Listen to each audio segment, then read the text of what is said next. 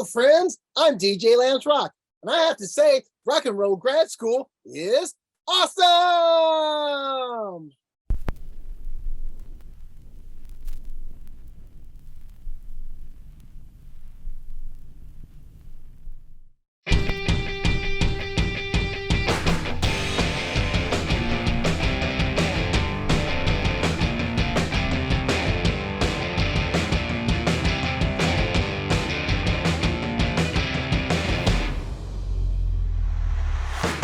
This is Rock and Roll Grad School with your hosts, Heidi Hedquist and Luke Poling.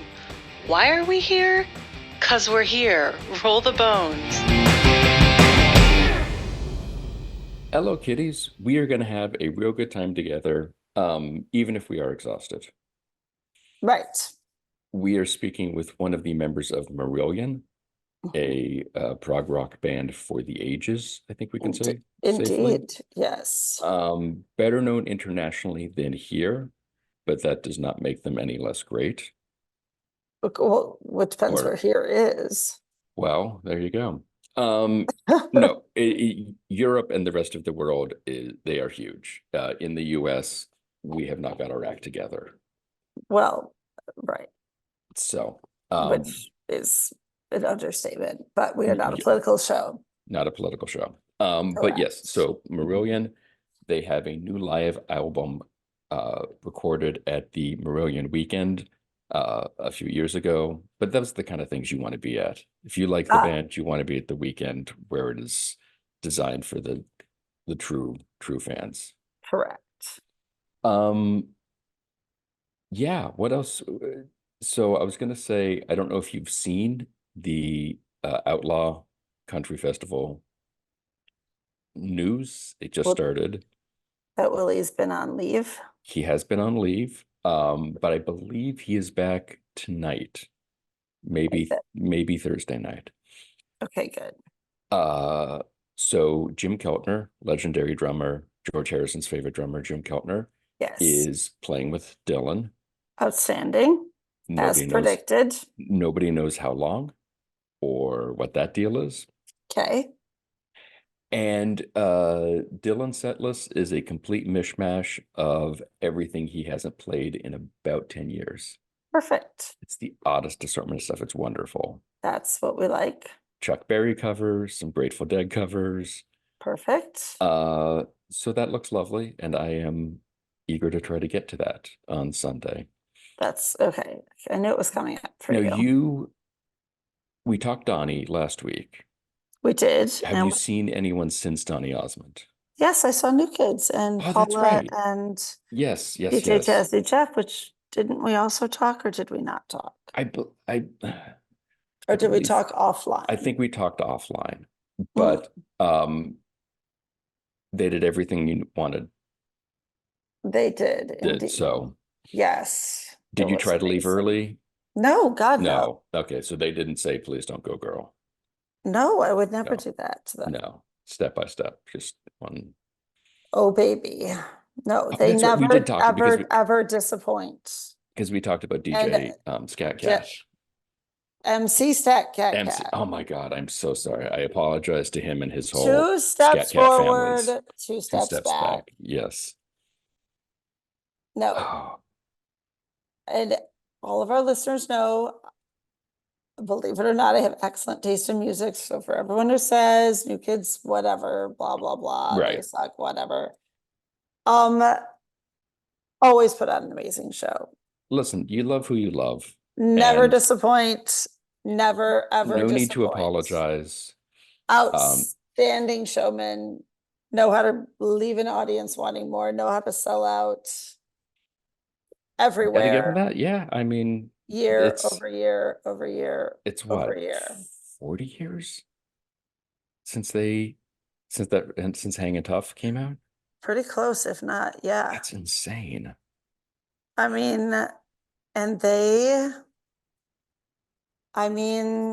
Gauntlet is thrown their Eras tour. Can you keep doing it that long? This is true. This is very, very true. Gotta say it. So, well, you know how you do that? Little fascinated, like Mr. Grohl there through that gauntlet down to her, by the way. Yeah, I read something that said it was.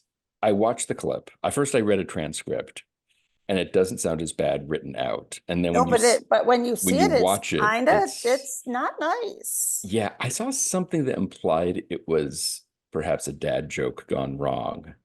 It But then I didn't, watched it, and I was when like, you I watch it, don't it's think not so so. good. No. It seemed odd from him. Yeah. And then did you see her response? No. She, I guess that night or the next night, thanked everyone for coming out and said how like this has been a dream of hers and the experience of a lifetime, and for her and all of her band and her dancers and musicians who come out here and work hard and play hard every single night.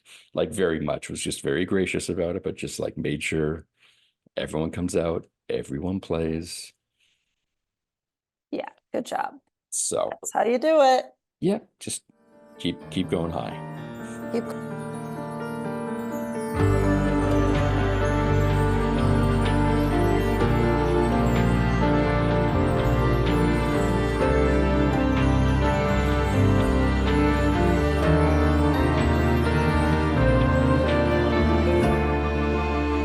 Thank you for your words of longing.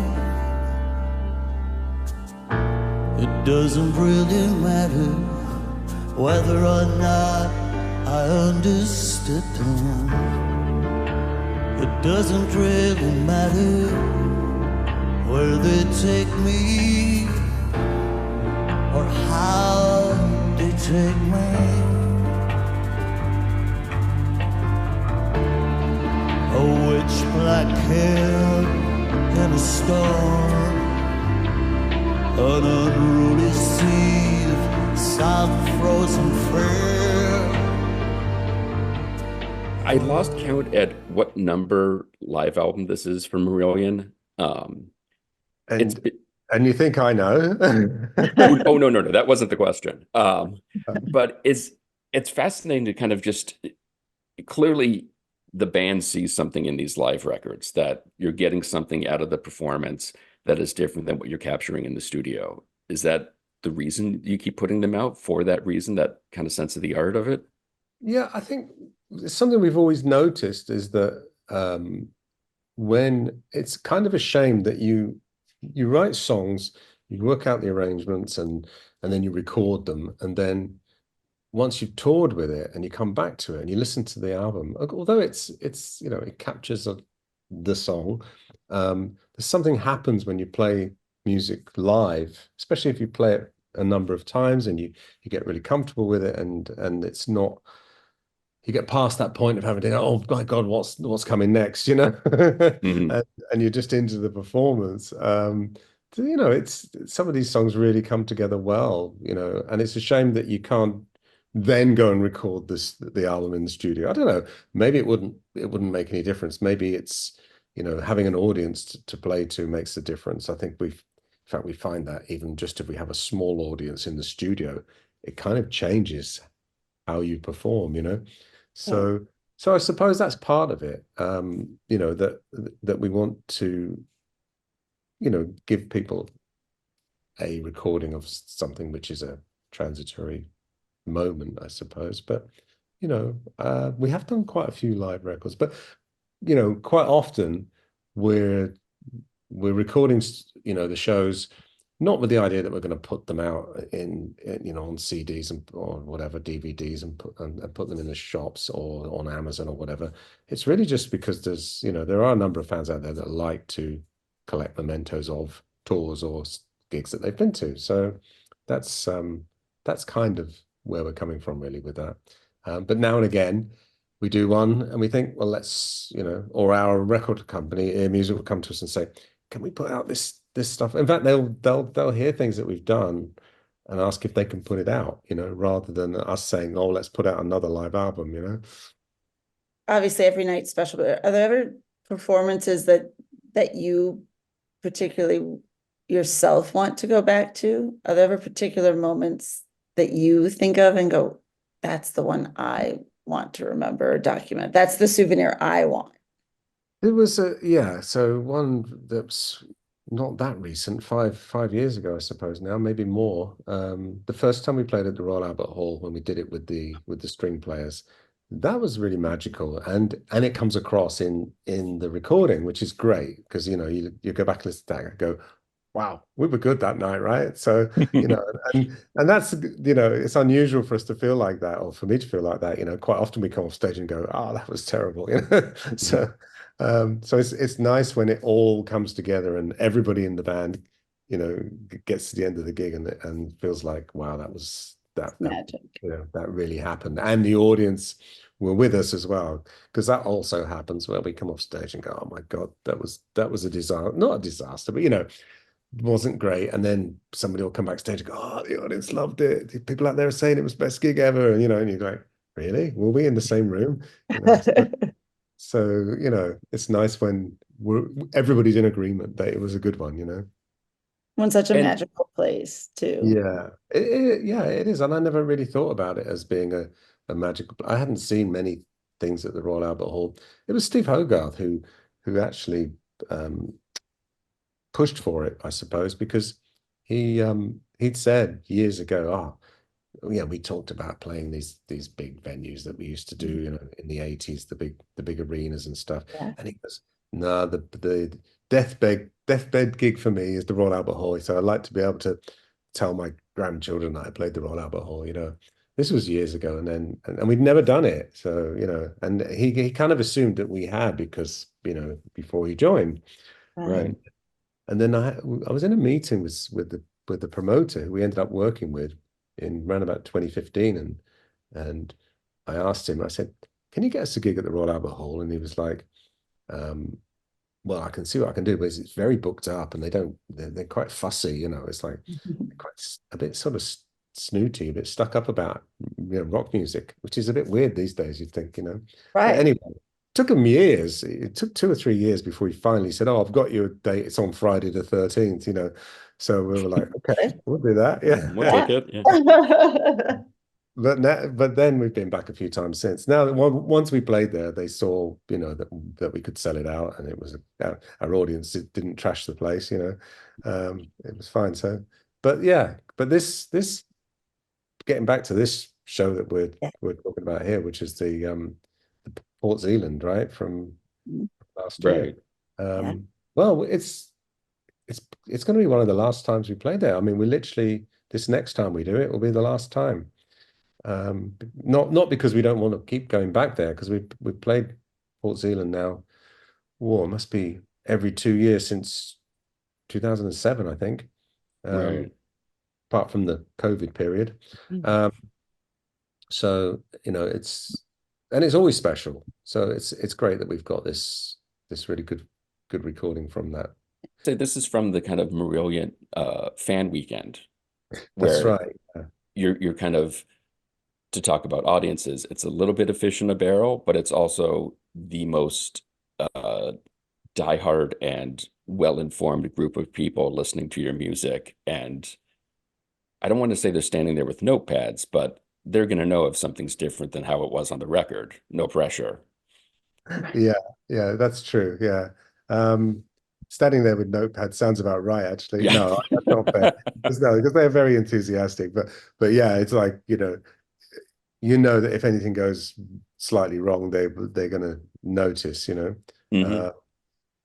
but there's always an added pressure for those weekends, because we're playing, because it's 3 nights in a row, all different music. There's quite a lot for us to get rehearsed and ready, and there's no warm up for it. So it's literally just get in there and do it. And Port Zealand's usually the first as well.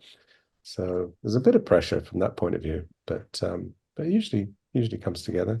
And you're doing like albums all the way through, like a sort of, we're playing the whole record.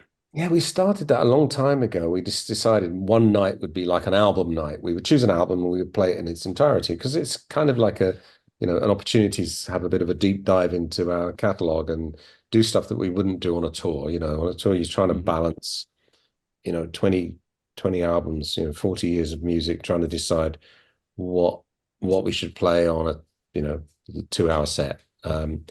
We've got 6 hours to play with over 3 nights. So there's a chance to do stuff we wouldn't normally do. And one of the things we usually do is one night we'll play an album in its entirety. And because of the way Sounds That Can't Be Made was received, it's only came out recently, but we thought, okay, because normally we'd choose an album that we haven't played for a long time, we decided to play it in its entirety because we thought it would go down well. And it works well as a, playing it in order in a live gig, because sometimes you can't really do that.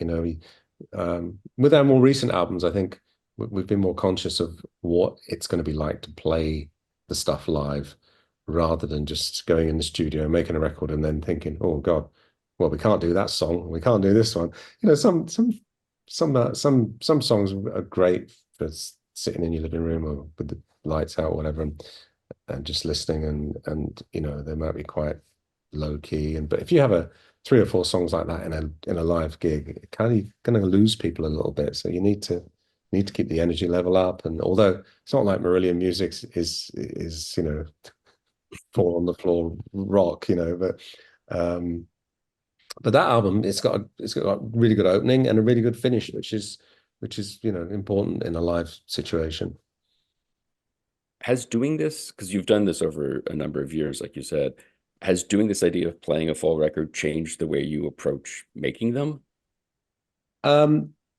Probably less so from the band's point of view, but our producer, Mike Hunter, because he mixes all our live stuff, he became very conscious of what works live, and what the sort of music that he kind of listens out for things and says, oh, that'll be great live. There was the opening part of Be Hard on Yourself, the opening track on the album. He picked up on that, the piano riff, saying, "Oh, I can hear that in a gig. That will sound great in a venue, with an audience." And so he kind of listens out for stuff like that. I think it is important to have, music that's going to come across well live. Because I feel like it's how long or how early into the process of rehearsing some of these records do you sit there, or does someone else in the band go, just what were we thinking? Like we overdid it on the record, and now suddenly I got to remember how I played this 10 years ago, let alone 15, 20. Yeah, I think the worst album for that was Brave, I think, because it's long and dense, and I think when we went out and toured that and played it in its entirety, I think we lost a few people along the way. So it was one of those albums that people either loved or were like, just confused or didn't get it, or just like, yeah, they would say, oh, I know it's supposed to be one of your best albums, but it doesn't resonate with me. And then other people would be like, oh, you got to play Brave, So, but that's fine. You have to have at least one album like that. Like all great bands have to have at least one album that has the deep cuts. The deep cuts and sort of that's like very polarizing, right? Where your fans are sort of argue with each other about it, of whether it's the greatest or the worst or you have to have that. So I think it's fine. In a career of 20 albums, it's fine to have one album that absolutely doesn't, as long as, I mean, if everybody universally hated it, then I would be like, okay. Right, then there's a problem. But it's the conversation starter between the fans, right? And if everything was all perfect and everyone loved everything equally, all the fans, then that would be weird too. So you've got to have one, right? No, it's true. I think I don't have a problem with that. And at the time, we all really liked it and thought it was, we were doing it. In fact, it probably cost us a record deal with the major label. It doesn't, it's neither here nor there, but that's only money. Sales. Right. Yeah. And I think it probably helped, keep the band, having a career for years to come. It's like, right. If we, I think if we'd made another 3 or 4 albums like Holidays in Eden, for example, whilst it had, people still, people do like those more pop songs. But they're not as sticky. They don't make people keep coming back to it, Right. In the same way that something like Brave or the more dense stuff keeps people coming back. Yeah, absolutely. Do you still enjoy playing some of these songs that have become these classics and these standards night after night? Do you still find stuff in them where you're like, oh, I like playing this little piece here. I like the way this goes. Well, we don't. The thing is, we haven't got into that thing where I think it's easy to do as well. A lot of bands will just, especially if they've been around for a long time, will just have 20 songs that they play and that's it, and they might rotate a few in and out of the set, but there's basically the set that they do.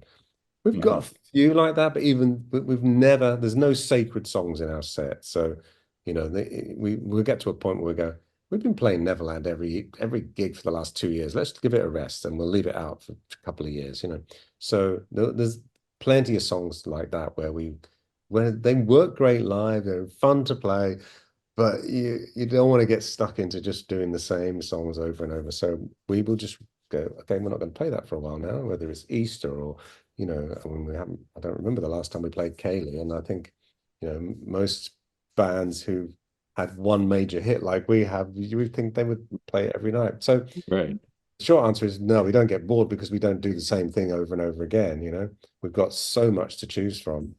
And it's always great to come back to stuff that you haven't played for 10 years or more, and go, oh, let's play that.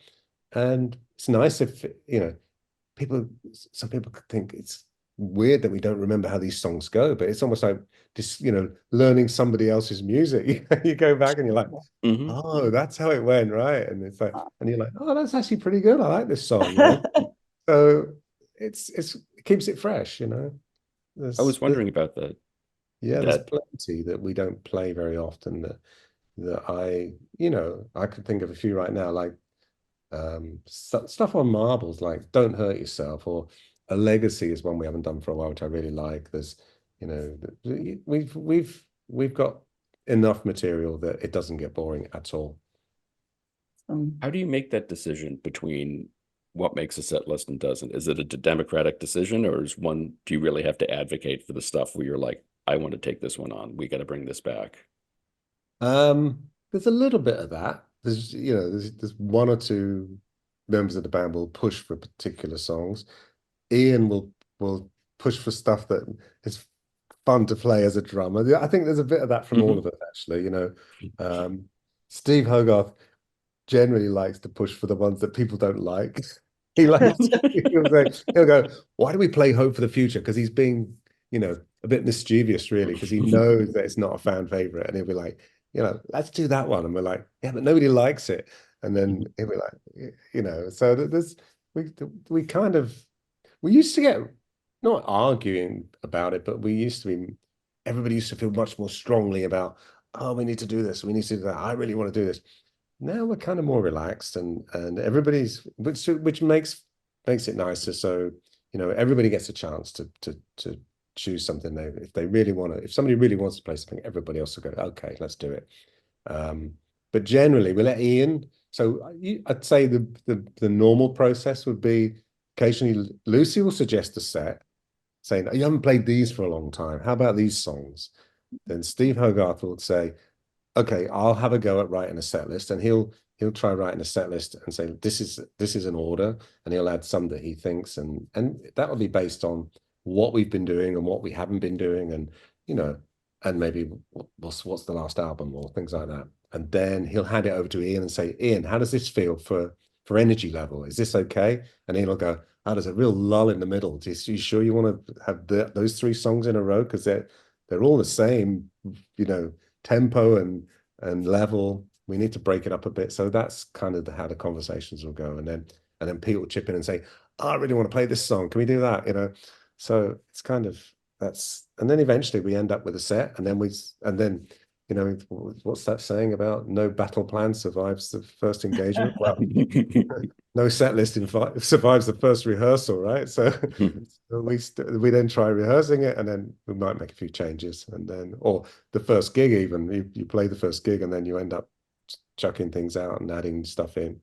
And that's when there's a tendency to revert to that thing of like what most bands do, which is go, oh, we need to put in some of the old favorites that the ones that your get out of jail free cards, Easter or Afraid of Sunlight or Neverland, or the ones. So there's kind of a temptation to do that, but we try and resist it and try and keep it keep it interesting. I think for the fans that come and see us a lot, and some people might see us 10 times on the tour, we also try to mix things up a bit as well. We usually have 5 or 6 songs more than we need, so we can swap stuff around a bit and try, especially if towns are close together, we'll try and change the sets more.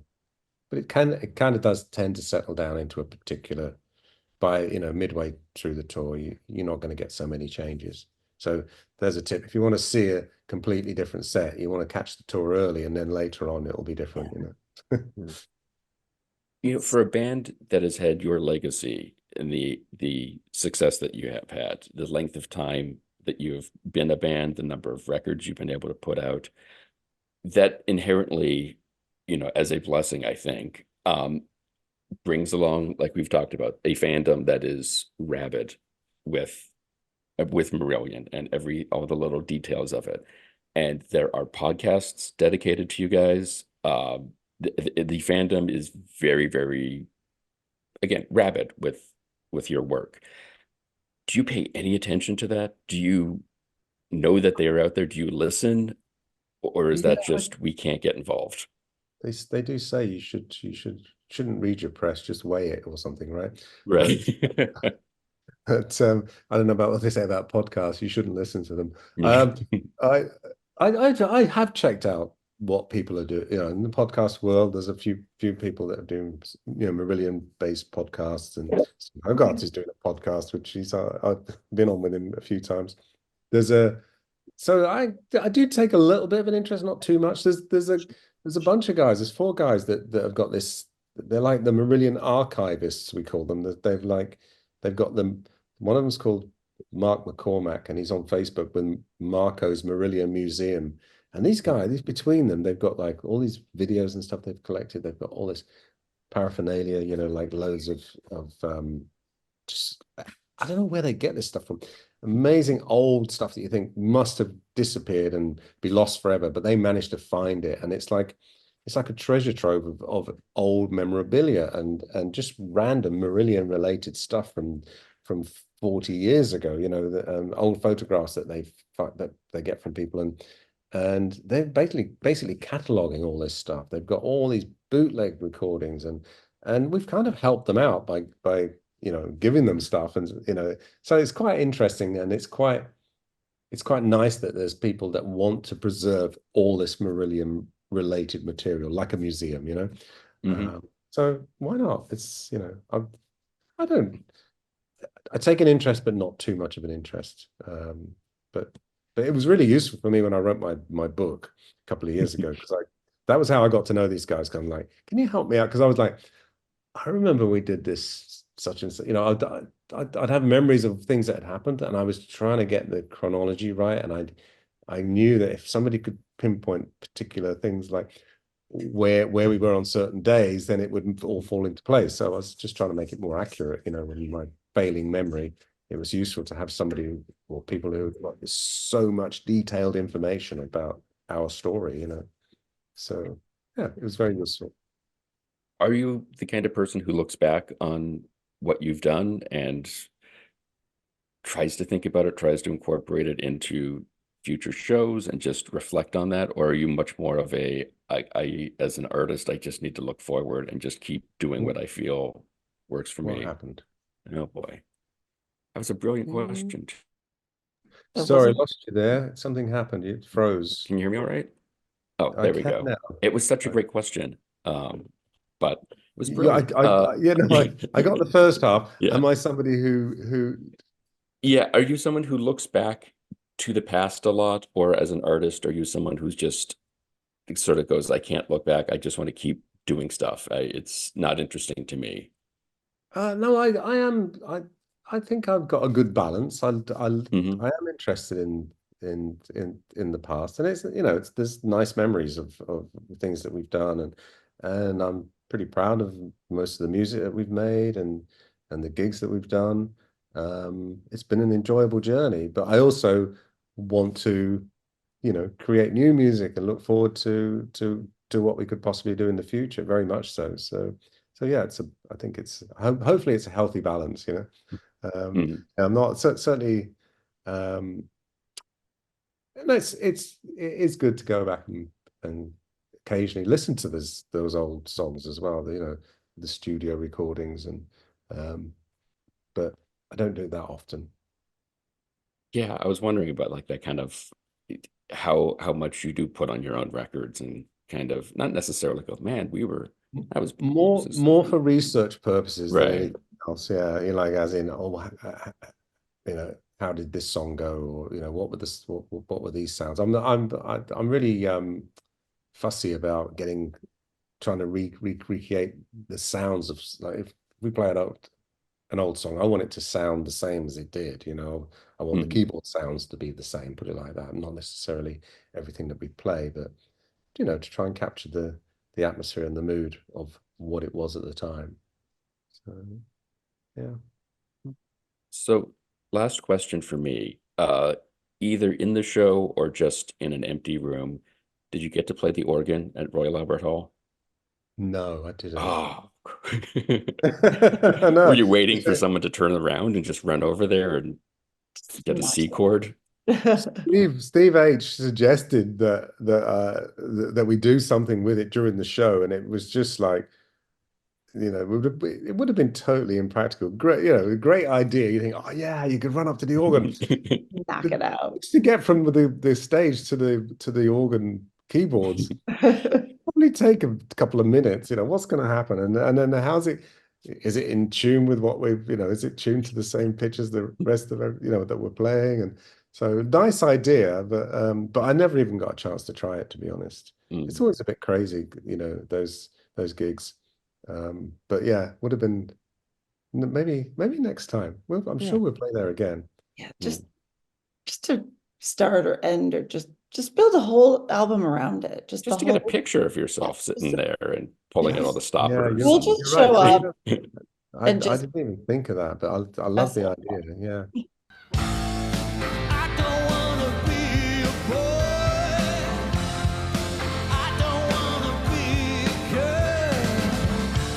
An hour before it starts, the new live album by Marillion is available right now wherever you get your records. For more information, you can check out their website, where you can also order it there. They are at Marillion.com, or you can find them on Facebook at facebook.com/MarillionOfficial. Rock and Roll Grad School is produced by the Professional Production Company. Please be sure to rate and review us on Apple Podcasts, because your impassioned review is just as honest as us standing backstage waiting to come back on for the encore. For more information, you can check out our website, rockandrollgradschool.com. And like everyone else, we're on Facebook, Twitter, and Instagram. Today's show was recorded and produced by Heidi Hedquist and myself from our world headquarters located on the second floor of the Professional Office Building, centrally located downtown. Our reluctant executive producers are John Sauvé and Sandy Stone. Our willing executive producers are Rachel Allen and Randy Jeanette. Our intern is Zach Jackson. This one's for Philippe. Thanks for joining us. Good night, drive safe, and may all your favorite bands stay together.